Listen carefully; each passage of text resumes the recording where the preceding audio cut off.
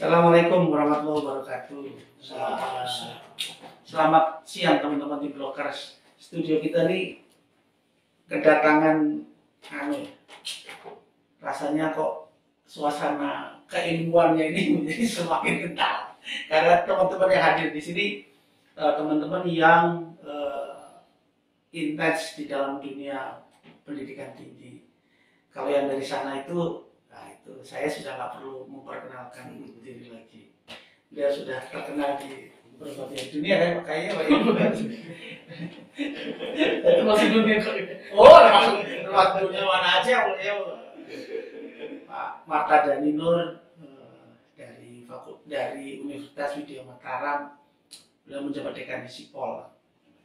Sebelahnya ini juga salah seorang pegiat, praktisi, mengajar. Mana ya Mas Ana? Iya, mengajar dan praktisi. Sama pengobjek. Urus istri dan namanya Mas Anang Zubaidi dari Fakultas Hukum UII, dan sebelahnya Mas Sahlan juga seorang praktisi hukum. Nah, teman-teman sekalian, saya cuma reminding saja. Kemudian tadi kita ngobrol cukup banyak juga soal, masih ingat nggak soal Omnibus Law? Masih kan, ternyata pada saat di launching pertama terjadi luar biasa perdebatan, luar biasa penolakan, luar biasa dukungan, dan segala macam.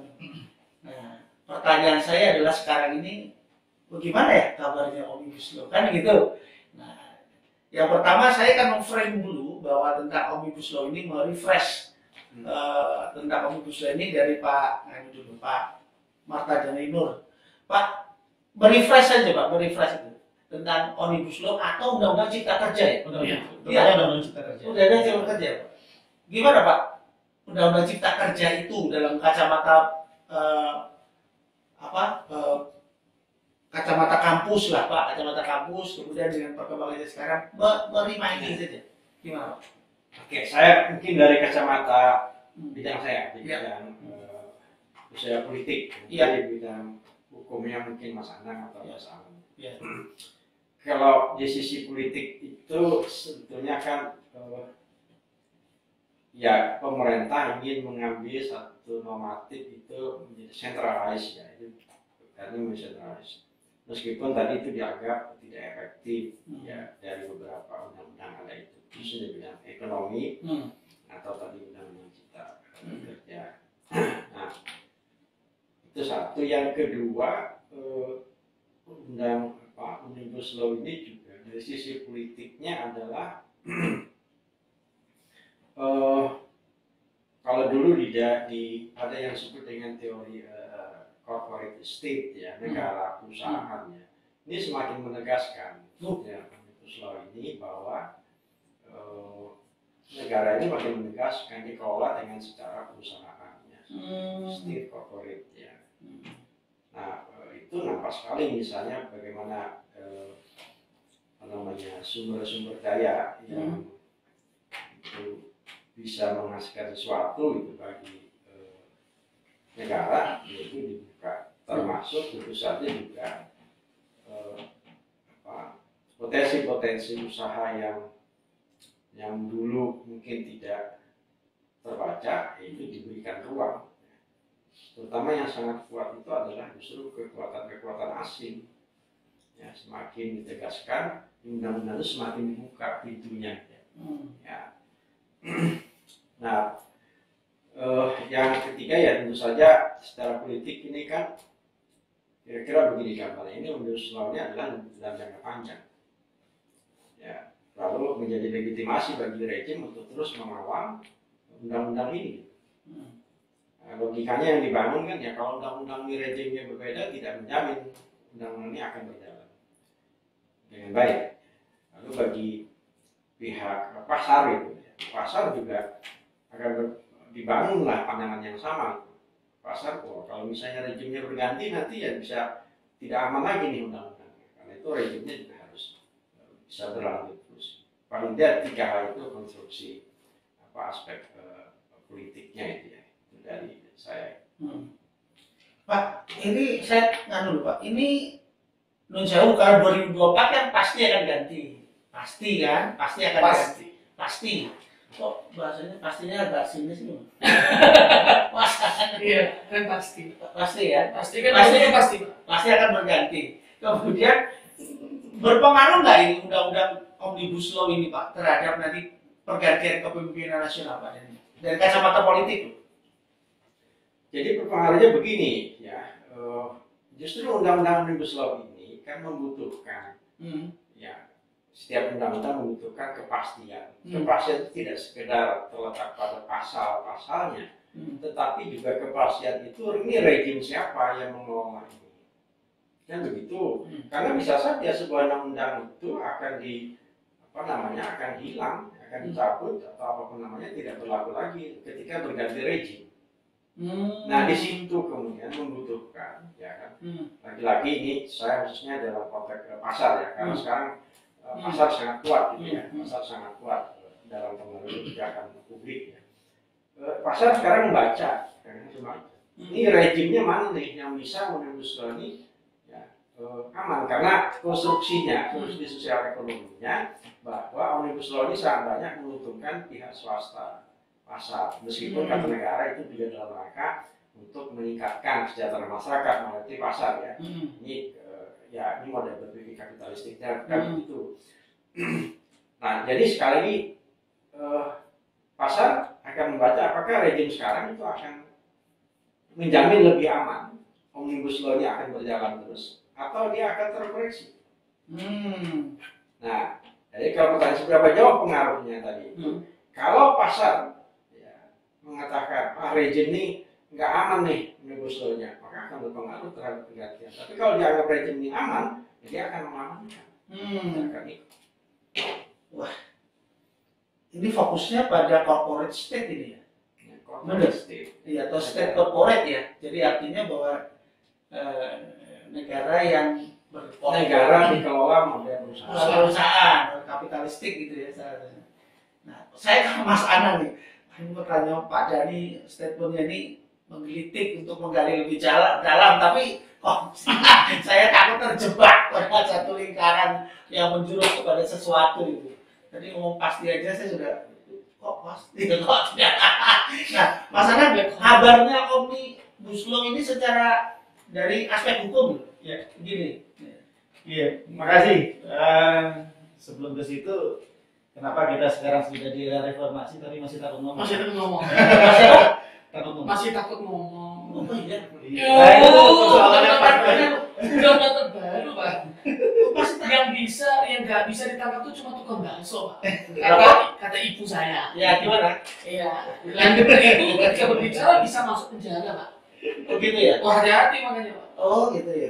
Saya juga lagi berhati-hati ngomong hati-hati. Undang-undang ITE ya? Oh, itu. Yang salah satunya kami itu kan RUKHP itu. Oh iya. Oke, Mas Anang kita omnibus law. Ya kemana ini? Jadi gini, undang-undang cipta kerja ini kan sebenarnya sudah sudah jadi polemik sejak proses perencanaannya. Tahun berapa ya? Kalau tidak salah waktu itu Presiden Jokowi mulai mewacanakan omnibus law itu setelah beliau dilantik ya. Kira-kira bulan Oktober 2019, baru 2019 Oktober, kemudian 2020 awal-awal itu kemudian dimulai lah untuk proses penyusunan. Nah, omnibus law itu harus kita pahami bersama dulu ya. Omnibus law itu hanya metode. Nama undang-undangnya adalah cipta kerja. Jadi metode omnibus law itu metode mengumpulkan. Jadi kalau ini dari kata omni dan bus omni. Nah, bus omni itu bus yang isinya macam-macam.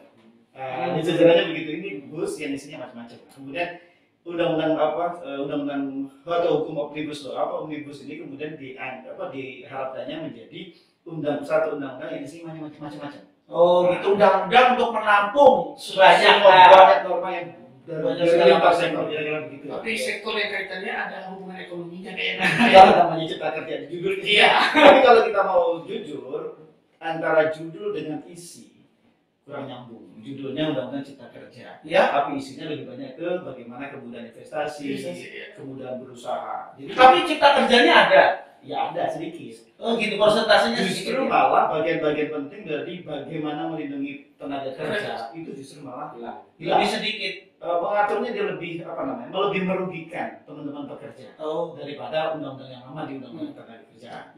Nah, oke, itu dari sisi itu kemudian kita dari dunia hukum, teman-teman dunia hukum, terutama misalnya hukum tata negara yang spesifik ke ilmu perundang-undangan, melihat bahwa apa yang diwacanakan oleh Presiden Jokowi itu sebagai sesuatu yang baik. Apa itu? Menyederhanakan regulasi.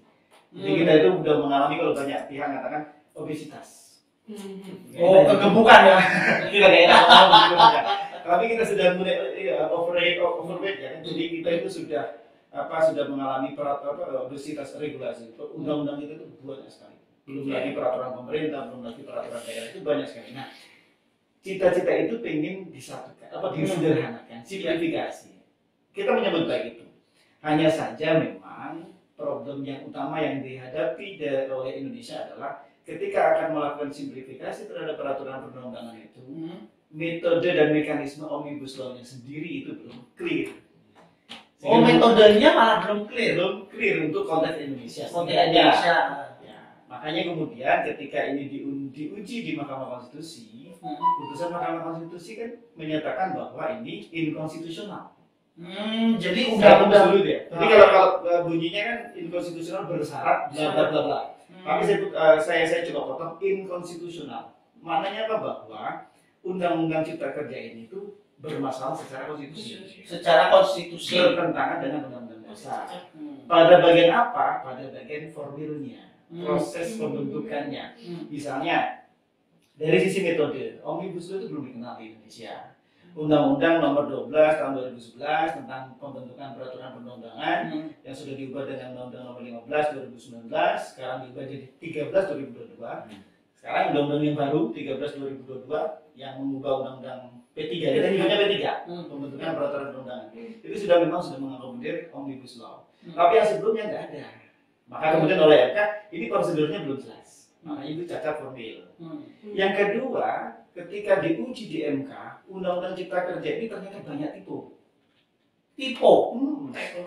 Salah ketik, salah rujukan. Masa undang-undang salah ketik? Nah, jangankan salah ketik, halamannya saja berubah-ubah.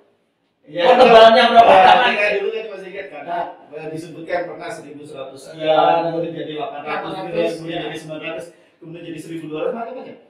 Kenapa itu bisa terjadi? Itu berarti memang ada problem pada tahap penyusunan. Jadi kalau kita bicara pembentukan peraturan perundang-undangan, termasuk juga pembentukan undang-undang, itu kan ada tahap pertama itu perencanaan. Perencanaan itu merumuskan apakah kita butuh undang-undang atau tidak, butuh peraturan perundang-undangan atau tidak. Baru kemudian tahapan penyusunan. Tahapan penyusunan itu drafting. Lalu drafting. Iya betul, menyusun norma, rancangan norma. Baru yang kemudian tahap pembahasan. Tahap pembahasan itu berarti sudah masuk ke DPR bersama dengan pemerintah. Nah, saya menduga kenapa kemudian halamannya berubah-ubah antara tahap penyusunan dengan tahap pembahasan berjalan bareng. Mestinya beda, mestinya terpisah. Jadi perencanaan selesai, nah baru kemudian tahap penyusunan. Disusun draftnya dulu, oke, udah matang, cut off, serahkan di DPR, baru pembahasan. Kan kalau sudah begitu, rancangan undang-undangnya pasti tetap, tidak mungkin jumlahnya berubah-ubah. Nah, kenapa jumlahnya berubah-ubah? Bisa jadi, ya ini asumsi aja, kan kita nggak, karena tidak terbuka. Nggak terbuka. Itu proses pembahasan dengan proses penyusunannya itu bareng. Ketika dibahas, kurang ini disusun. Kurang ini disusun. Stop. Pak, jadi ini kejadian-kejadian teknis seperti ini itu apakah mengandung unsur politik? Nah, ini kan karena sospol, jadi apakah itu ada unsur politiknya, Pak? Kalau lagi unsur politik, memang itu kan produk politik kan, karena digodok di DPR ya, bersama pemerintah. Semuanya itu memang dalam ruang tengah politik itu prosesnya itu. Baik, sekarang saya agak masuk lagi politik. Apakah itu juga katakanlah punya unsur politik? Iya, karena di DPR kepentingan, Oh. kepentingan politik. Nah, sekarang Ya, Anda mulai Kak. Jangan ingin mengharuskan sama jawabannya juga absolutely punya kepentingan politik, sangat punya kepentingan politik, sangat punya kepentingan. Politik itu memiliki ruang besar untuk sebuah dan banyak kepentingan. Apakah sekarang lagi apakah kepentingan politik itu merujuk kepada ini kayak tes pegawai? nggak usah tahu. Ini tes wawasan kebangsaan. Saya itu pengen mengatakan begini loh, bahasa kasarnya. Itu kepentingan politik itu dipengaruhi oleh satu kekuatan politik besar enggak? Nah, bahasanya begitu deh. Absolut lagi jawabnya, absolut jelas punya kekuatan besar. PDIP besar kok. Oh gitu ya. Ya kan, siapa yang mengingkari PDIP bukan mayoritas? Ya. Oh berarti PDIP. Iya. Oh. Lagi pula begini, proses tahapan tadi kan saya belum selesai pada setelah pembahasan baru kemudian persetujuan bersama. Nah, Persetujuan bersama itu kan kalau tidak mufakat voting. iya. Bagaimana mungkin sebuah ide, gagasan itu bisa dimenangkan oleh minoritas? Pasti dia ide gagasannya mayoritas. Karena secara sistem demokrasinya begitu. Iya. Sebentar. Kita mulai membuat konstruksinya dari mulai produk mumpung undang cipta kerja ini masih posisinya dari mana sekarang? Mas Anang? Oh iya, Undang-undang cipta kerja posisinya dari kalau mana? menurut putusan MK itu kan dia harusnya inkonstitusional bersyarat selama 2 tahun kalau tidak dilaksanakan Ya. perubahan atau Ya. perbaikan. Setelah kalau tidak dilaksanakan perbaikan selama 2 tahun itu baru kemudian inkonstitusional permanen. Menurut hemat saya, mestinya ketika dia dinyatakan inkonstitusional bersyarat 2 tahun, syaratnya adalah perbaikan, maka sebelum ada perbaikan, ini freeze. Ya. Harusnya ini dikatakan Tidak berlaku. Ya. tidak berlaku. Jadi sekarang itu dia dinyatakan sebagai Inkonstitusional bersyarat. Jadi Jadi syaratnya 2 tahun harus diperbaiki. sekarang sudah masuk tahun berapa ya? Ini baru 1 tahun. 1 tahun. Putusannya. Berarti selama 1 tahun ini harusnya tidak ada, Harusnya tidak diberlakukan. tidak diberlakukan ya Mm-mm. undang-undang cipta kerja ini. Betul. Kemudian bagaimana status norma-norma yang dalam undang-undang cipta kerja yang mencabut, mengubah, menambah norma yang lama, statusnya dikembalikan ke undang-undang yang lama. Cuma, nah ada kata cumanya. Ini nanti Mas Alan. Iya, iya. Tapi saya kasih clue sedikit. Iya, iya, iya. Cuma dalam praktik undang-undang cipta kerja ini oleh beberapa pihak, utamanya dari eksekutif pemerintah itu dianggap tetap berlaku. Kalau itu berlaku, logika hukumnya itu nggak boleh ya? Maksudnya jadi Jadi kalau kita memahami putusan MK, konstruksi putusan itu kan inkonstitusional berdasarkan 2 tahun baik, harus ada baik. perbaikan. Nah, nggak cukup sebenarnya membaca itu. Kita harus kembali ke rujukan ke pertimbangannya. Kenapa Mahkamah Konstitusi itu mengatakan inkonstitusional bersyarat 2 tahun? Karena di pertimbangan MK dalam putusan itu mengatakan bahwa banyak norma-norma dalam Undang-Undang Cipta Kerja ini yang punya dampak sistemik dan sangat strategis bagi bangsa dan negara, sehingga kemudian harus dinyatakan inkonstitusional. Nah, kalau punya dampak sistemik dan sangat strategis, apakah benar? Nanti mungkin Pak Mardhani, Pak nanti yang secara politik bisa menjawab. Apakah benar kita mau menerapkan hukum yang bermasalah secara konstitusional? sebentar. Sekarang artinya Pak Dhani begini, kalau misalnya ada pemerintah daerah atau perusahaan yang masih menggunakan Undang-Undang Cipta Kerja, padahal dalam statusnya freeze atau inkonstitusional bersyarat itu peraturan dan undang-undang atau apapun keputusan yang dilakukan berdasarkan itu berarti sah atau tidak secara hukum, Pak Dhani? Kalau ini harus dilempar ke Mas Anang bagian hukum. Ya, saya hanya melihat dari sisi politiknya saja. Ya. Kan? Dari sisi politik bahwa jelas ada satu proses dan juga adalah tingkat legitimasi itu sangat lemah. Maksudnya? Ya, kan begini tadi ada logika hukum sebagaimana jelaskan kan diragukan. Kan itu diragukan tadi. Atau minimal dia mengalami perdebatan. Kalau misalnya norma-norma hukum itu mengalami perdebatan, itu jelas legitimasinya itu sangat rendah. Tidak legitimate berarti itu kan? Kan bisa dikatakan tidak legitimate ya dari sisi politik, atau dengan kata lain publik ya, publik ini siapa yang tidak meragukan saja publik gitu. Publik meragukan, baik meragukan logika hukumnya atas dasar keputusan itu ya, maupun logika praktisnya. Kalau tadi undang-undang itu dijanjikan mengharapkan banyak ada kebaikan misalnya di bagian ekonomi, ketenaga kerjaan dan sebagainya, itu menjadi diragukan logikanya. Kan begitu. Nah, padahal secara politik ini semua normatif ya, termasuk undang makin besar, makin tinggi legitimasinya ya, oleh publik, maka itu makin baik. Makin baik artinya makin ditaati, makin Dipercaya. makin dipercaya. Ya kan? Makin tidak dipercaya, makin tidak legitimate itu undang-undang normatif itu sebenarnya ancaman bagi pemerintah bahkan bagi negara. Nah, sekarang Mas Anang, kalau ada pemerintah daerah yang tetap dalam tanda petik menggunakan Undang-Undang Cipta Kerja ini sebagai bahan pijakan, membuat peraturan daerah, membuat segala macamnya itu bisa nggak dituntut secara hukum? Ya kan? Ya kan tiba-tiba gini, contoh undang-undang larangan atau area bebas rokok umpamanya gitu. Dia berdasarkan contoh saja ini mungkin ngawur, tapi berdasarkan ada di Undang-Undang Cipta Kerja gitu. Itu bisa dituntut atau dibatalkan nggak Mas? Ya kalau dituntut personal nggak bisa.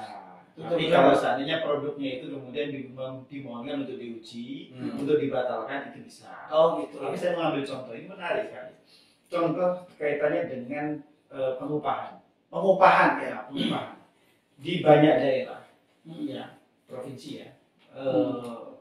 Bicaranya UMP ya, upah minimum provinsi. Nah itu bisa dikatakan hampir seluruhnya, kecuali DKI. Itu menggunakan dasar hukumnya adalah Undang-Undang Cipta Kerja plus PP yang mengatur tentang turunan Undang-Undang Cipta Kerja itu. Yang apa? Konsekuensinya adalah sistem pengupahnya dinilai merugikan teman-teman buruh. Itu hampir bisa dikatakan hampir semua provinsi begitu kecuali DKI. DKI kemarin dia tidak mau menggunakan dasar hukum Undang-Undang Cipta Kerja dan turunannya itu karena alasannya ini freeze. Akhirnya kembali ke PP yang lama. Nah dengan PP yang lama itu kemudian upah minimum provinsi di DKI naik beberapa ratus ribu. Konyolnya ya peraturan gubernur ya itu SK tentang UMB DKI itu digugat di PT UN. Oleh siapa? Bukan oleh pekerja. Oleh siapa? Oleh pengusaha. Oh, oleh pengusaha. Jadi oleh pengusaha. jadi sebenarnya dia kembali kepada yang lama sesuai karena ini di freeze kan, tapi justru digugat oleh pengusaha. Nah, semakin membenarkan apa yang disampaikan oleh Pak. Jadi ini negara ini sudah negara korporasi, sudah dikendalikan korporat. Dan apa celakanya? Gugatan dari itu menang. PT UN mengabulkan gugatan dari para pengusaha itu. Yang sekarang saya dengar infonya DKI itu sudah akan banding. Itu satu kasus di DKI. Di daerah lain, Jawa Timur, saya kemarin ikuti sidang itu PT UN Surabaya sedang menyidangkan juga sama SK Gubernur Jawa Timur tentang UMT. Nah SK ini dasar hukumnya pakai Undang-Undang Cipta Kerja, kemudian turunan-turunannya. Yang gugat siapa? Pekerja. Oh pekerja. Karena apa? Itu tadi. Sekarang Undang-Undang Cipta Kerjanya yang dijadikan sebagai dasar itu merugikan mereka. Kalau Jogja nggak ya? Saya belum lihat. Karena mau ada Apa? kecil upahnya Pak. Kecil itu harus digugat ya Mas. Pak Dery komentar kalau tentang SK Jogja nggak usah ya Pak. Terus kalian ini saya berusaha mengemas obrolan ini supaya tidak tegang ya. Tegang karena itu menyangkut banyak pihak gitu loh. Masalah saya tuh pengen lebih mencari informasi dari panjenengan soal masih banyakkah dipakai. Kalau ini kan dari dipakai itu jadi perdebatan. Nah sekarang masih banyak nggak pada realitanya? Di realita yang saya ikuti ya Pak ya, ada beberapa peraturan yang masih perimbangannya itu adalah perundang-undangan itu omnibus law, termasuk dengan ini Pak, peraturan inovasi daerah. Nah itu masih berdasarkan Undang-Undang Cipta Kerja. Peraturan inovasi daerah. Iya, kerja. Perda ya. Itu ada beberapa peraturan daerah yang masih merujuk kepada sana. Yang dalam bahasa kami akademisi ya, kalau udah di-freeze ya nggak usah dipakai sementara. Selama belum sampai waktu yang ditentukan dan juga syarat-syarat untuk dilanjutkan. Tapi yang paling di luar upah dan sebagainya, hal yang sangat ditakutkan menurut saya Pak ya, yaitu peraturan soal agrarianya.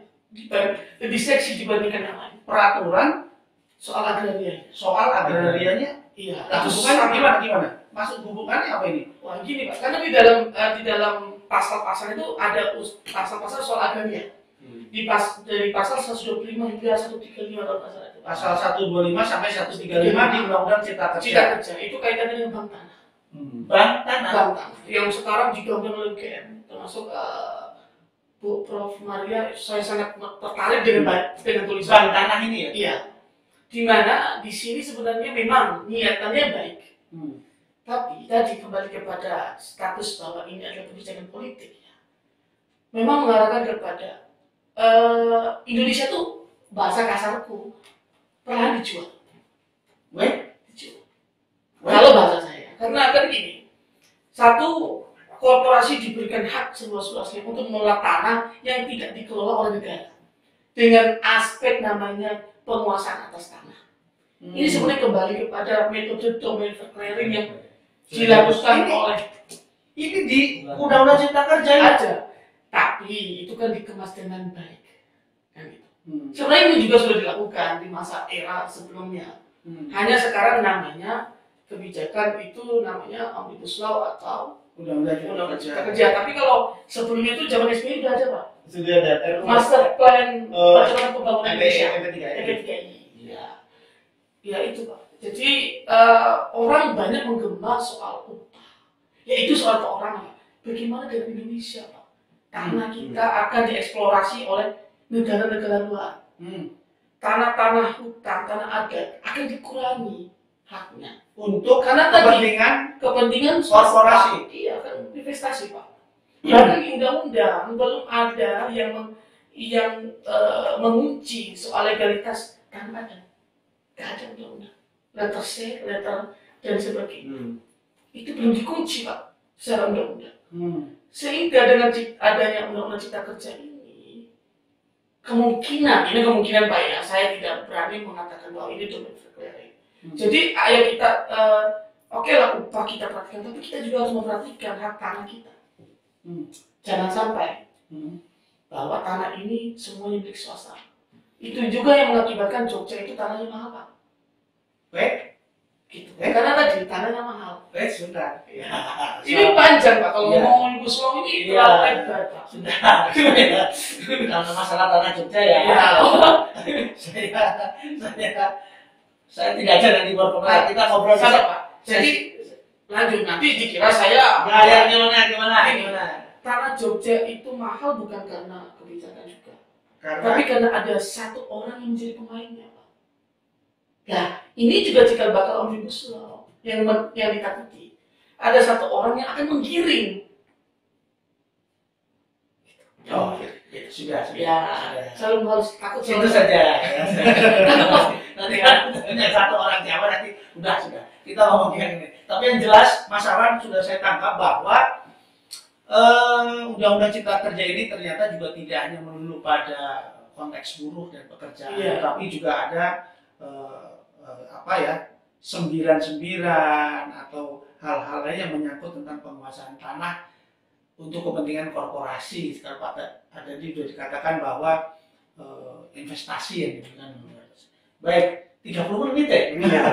Luar biasa. Pak dari closing statement. Oh ya. Terus masalah tadi sudah ada closing statement ya bahaya. Publik ya perlu diingatkan ulang ya.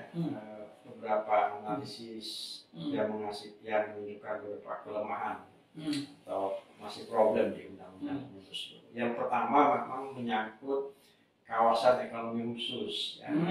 Itu problemnya ada pada kemudahan bagi modal asing. Kemudahan yang dulunya relatif tertutup itu terbuka. Nah, kalau kawasan ekonomi khusus terbuka, ya, maka itu akan berdampak luas terhadap ekonomi dan di sekitarnya paling tidak, ya, gitu ya. Atau bahkan pemodal-pemodal dalam negeri. Yang kedua menyangkut penanaman modal asing juga, ya. Itu berkaitan dengan yang masuk ke agak ya dalam banyak analisis berisiko, ya, karena keluasan dari penanaman modal asing termasuk industri pertahanan. Ya. Kalau dulu tertutup, ya, ini terbuka industri pertahanan. Yang ketiga adalah di dalam undang-undang itu adanya yang lembaga pengelola investasi. Ya. Nah, di sana problemnya pengelola investasi itu agak banci nih, ya. Ya, karena di sana ada swasta, tapi juga ada pejabat negara. Gitu. Nah, ini lagi-lagi membuat potensi yang di reformasi itu mestinya dihilangkan, ya, KKN-nya. Ini berpotensi nih. Ini pengusaha apa penguasa nih? Ini jadi campur nanti. Ya, kan? Atau penguasa-pengusaha. Iya, pengusaha apa ya? Kan? Nah, lalu juga yang banyak juga tadi dikaitkan tentang skema pemutusan hubungan kerja. Ya, itu Pak, dulunya 25 kali lipat, ya, 32 kali lipat itu berkurang di undang-undang hanya 25 kali lipat, merugikan. Nah, yang terakhir itu adalah menyangkut terlalu mudah potensi pemutusan hubungan kerja. Nah, ini beberapa problem yang di publik masih dirasakan dan mulai berlaku, ya, mulai berjalan. Nah, mudah-mudahan di masa 2 tahun ini itu diperbaiki menjawab beberapa problem-problem tadi. Nah, tapi dibalik, kalaupun tidak itu, publik juga harus siap-siap nih dengan jika ini masih berlaku, yang masih berlaku, masyarakat publik harus siap-siap dengan ini. Itu saja. Baik, terima kasih Pak Dhani. Mas Anan. Oke, ya, omnibus law atau apa namanya, undang-undang cipta kerja ini kan sebenarnya hukum, dia produk hukum. Hukum itu adalah kesepakatan. Jadi kalau tadi Pak Dhani menyampaikan masyarakat harus siap-siap dan sebagainya, ya sepanjang itu jadi kesepakatan, ya harus patuhi. Pertanyaannya adalah bagaimana kesepakatan itu harus dibuat. Sebuah peraturan perundang-undangan itu harus dibuat minimal, ya, minimal untuk bisa mendapatkan legitimasi yang disampaikan oleh Pak Dhani tadi itu. Ada 2 hal yang harus diterapkan. Pertama apa? Keterbukaan. Yang kedua adalah partisipasi. Kalau 2 hal ini sudah dilaksanakan dengan sebaik-baiknya, kesepakatan apapun akan diikuti. Nah, problemnya kan karena 2 hal ini tidak ada. Bahkan kemudian salah satu alasan MK kenapa menyatakan inkonstitusional bersyarat itu karena apa? Tidak ada partisipasi.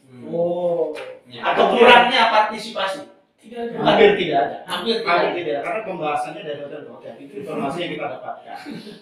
Gimana memastikan berpartisipasi? Oh gitu ya? Iya. Dan beberapa partisipasi pihak hotel ada. Dan beberapa teman-teman aktivis yang bergerak di bidang misalnya perburuan, kemudian aktivis yang lain di bidang keterbukaan informasi itu mencoba ikut rapatnya, langsung di-kick. Ya, nggak boleh ya? Nah, maka kemudian di MK itu menyampaikan bahwa kalau mau bikin undang-undang cipta kerja atau apapun namanya, harus menerapkan prinsip partisipasi bermakna. Jadi bukan hanya sekedar dibuka, partisipasi, ngasih masukan, enggak. Partisipasi bermakna atau dalam bahasa Inggris itu meaningful participation. Itu maknanya apa? Pertama, masyarakat itu harus didengar. Kemudian setelah didengar, dipertimbangkan. Setelah dipertimbangkan, dijawab. Nah, 3 hal itu yang harus dilakukan. Nanti kalau seandainya undang-undang cipta kerja ini akan diperbaiki, misalnya maunya masyarakat apa? Didengar. Kemudian ya masukan-masukan masyarakat itu harus benar-benar didiskusikan. Bukan hanya dicatat kemudian sudah menjadi bagian dari untuk notulensi rapat, bukan. Setelah didiskusikan, kalau misalnya tidak bisa diakomodir, dijawab. Oh, maaf ini tidak bisa diakomodir karena begini. Ini bisa diakomodir tapi dengan modifikasi begini. Itu yang penting. Nah, kenapa kemudian masyarakat tadi tidak memberikan legitimasi terhadap suatu undang-undang? Karena masyarakat tidak Terlibat. mendapatkan dua hal itu, keterbukaan dan partisipasi. Ya. Baik, terima kasih. Saya- Saya takut ya. Saya mau meminjam kata level. Wah, boleh. Jadi kata level itu Baik. dalam bukunya. Berikan saya polisi yang baik, pemerintah yang baik, politik yang baik. Walaupun saya disajikan dengan undang-undang yang jelek sekali, maka permasalahan itu akan selesai. Weh, luar biasa. Sudah, terima kasih Mas Iwan. Kalau itu boleh. Jadi cukup menarik. Saya simpulannya dari kata-kata Mas Iwan. Berikan kami polisi yang baik, jaksa yang baik, pengadilan yang baik. Ya, Iya, politikus Ya, baik. politikus yang baik. Walaupun undang-undangnya tidak baik, pasti dari baik. Terima kasih teman-teman tim Blockers. Ini sudah 30 menit, 35 menit ini. Ini masih banyak sebetulnya akan kita gali, tapi kita akan ketemu lagi di lain. Terima kasih, salam.